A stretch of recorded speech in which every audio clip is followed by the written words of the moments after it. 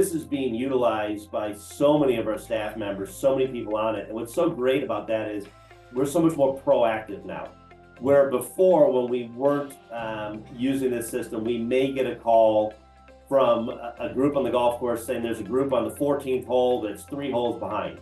Well, unfortunately, at the 14th hole, that's not the time that you're really going to have much of an impact on pace of play.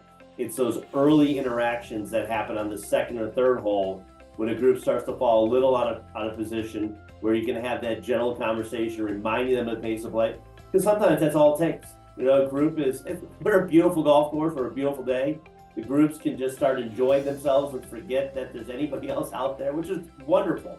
But we have to remind them that, yes, as much as you love the golf course and your experience, you're not the only one out here. Just maintain pace with the group in front of you. And once they're made aware of that, that's that interaction you have early that kind of stops a problem from becoming even before it's a problem. And that's really when you want to do it. You want to fix it before it even becomes a problem. I come from, again, a different background where pace of play is critical. And I was seeing a lot of rain checks being issued at the turn. A lot of groups, we are down. Number of dry day rain checks have dropped by about 70%. Wow. So it was staggering, the number of rain checks that were being issued. So I reached out to Jack, because Jack is my in-house tag marshal representative, and I was new to tag marshal. So Jack and I kind of dug into it last fall, looking at our areas, and we reallocated our times and what we thought would be best across the holes, created a new target time. And that's when I brought on all of our player assistants to fully utilize tag marshal and train them how we can do this.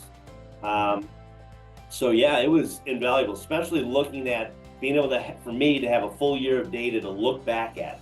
And that data is what drove the decision making of what our roadmap was going to be to bring down the pace of play. And you saw it. My pace of play was well over 4.5 hours, and this year we brought it down to under 4. So that is, I don't want to take all the credit, because I couldn't have done it without tag marshal.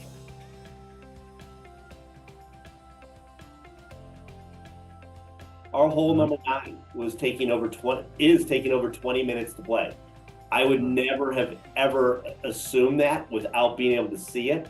So this winter, we're going to look at, some course setup and things we can do to try to improve that. And, if the hole is as challenging as that, we need to adjust for that.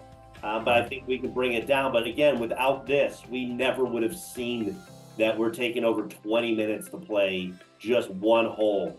And then they go into the turn, and we lose over a half hour between the 9th tee box and 10th tee box. Is taking guests well over a half hour to transition through one hole. That's an opportunity area. Sure.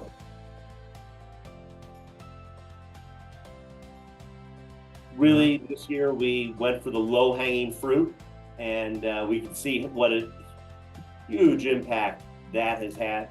I look forward to now refining it, and with the help of the data and help with the team, really refining our processes through the winter months, refining the training on our staff.